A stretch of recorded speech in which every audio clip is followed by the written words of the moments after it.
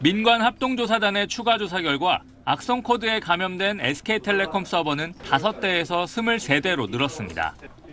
악성 코드 종류도 기존 4종에서 21종이 추가로 확인됐습니다. 특히 추가로 감염이 확인된 서버에는 단말기 고유 식별 번호 29만여 건과 이름, 생년월일 등 개인정보가 저장됐던 걸로 파악됐습니다.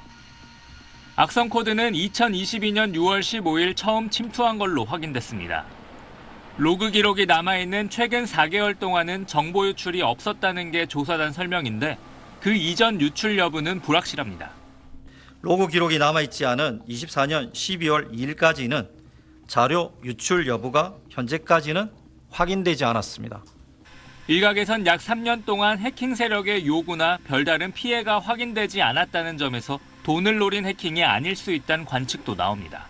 돈을 노리는 해커들이 목적이었으면 회사랑 협상에 들어갔을 거예요. 근데 3년이 됐는데 그런 반응이 없었거든요. 더 높은 수준의 데이터를 노렸을 거 아니에요.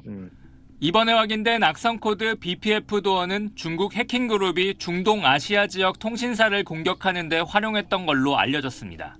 좀 양상이 달라서 과연 그 발견된 서버들에 들어온 목적이 뭘까 이런 것들도 지금 좀 면밀하게 좀 보고 있다는 좀 말씀을.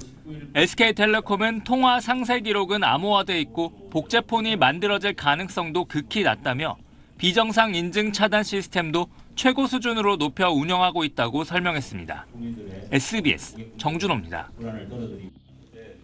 정부의 요구로 SK텔레콤이 진행 중인 1일 브리핑에 최태원 SK그룹 회장이 나와 사과했습니다. 해킹 사고 19일 만입니다. 최근 SK텔레콤의 사이버 침해 사고로 고객분들과 국민들께 불안과 불편을 초래했습니다. SK그룹을 대표해서 사과드립니다. 오늘 열리는 국회 청문회 통상 관련 행사 일정을 이유로 불출석 사유서를 제출한 상황에서 직접 입장을 밝힐 필요가 있다고 판단한 걸로 보입니다. 유심 대란 등 미흡했던 사후 대처에 대해서도 경영진 모두 뼈저리게 반성할 부분이라며 질책을 겸허히 받아들이겠다고 말했습니다.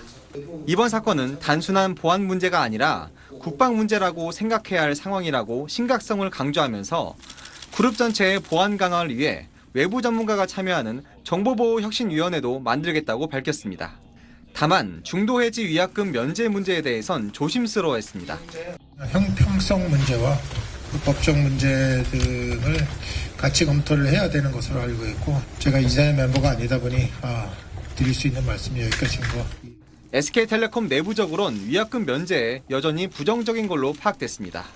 국회에 제출한 의견서에 따르면 수백만 회선 해지로 수조 원의 손실이 발생할 거라며 주주 대표 소송까지 우려하고 있습니다. 또 위약금이 있는 고객과 없는 고객의 차별, 번호 이동을 하지 않은 고객들이 위약금에 해당하는 별도 보상을 요구하거나 위약금을 면제받고 해지한 이후 단말기를 중고로 되팔 가능성 등을 거론했습니다. SK텔레콤은 알뜰폰 가입자를 포함해 2,411만 명에 대한 유심보호 서비스 자동 가입을 마쳤고 오는 14일을 목표로 해외 로밍 때도 유심보호 서비스를 사용할 수 있도록 조치할 예정이라고 설명했습니다. SBS 홍영지입니다. SK텔레콤 대표가 한 달에 최대 500만 명의 가입자가 SKT를 이탈하고 이와 관련한 손실이 3년에 7조 원까지 예상된다고 밝혔습니다.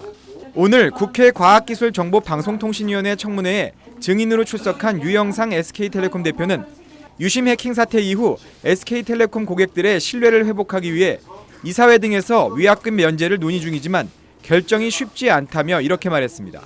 과기정통부가 법률적 해석을 내리고 유권 해석을 하신다면 그 유권 해석을 참조해서 이사회와 조금 전 말씀드린 신뢰회복위원회에서 상의를 해서 결정을 하겠습니다만 다만 파장이 아주 큰 부분이 있어서 결정에 어려움이 있습니다.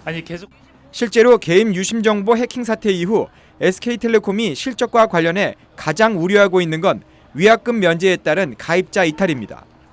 통신업계에 따르면 이미 SK텔레콤은 해킹 사태가 확인된 지난달 22일부터 어제까지 SK텔레콤에서 다른 통신사로 옮긴 사용자가 26만 2,890명으로 집계됐습니다.